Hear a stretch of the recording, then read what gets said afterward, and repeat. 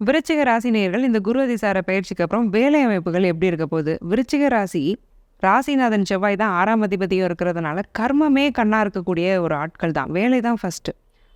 Work is my first wife, work is my first ஹஸ்பண்ட்னு சொல்லக்கூடிய ஆட்கள் தான். அந்த அளவுக்கு வேலைக்கு முக்கியத்துவம் கொடுப்பாங்க.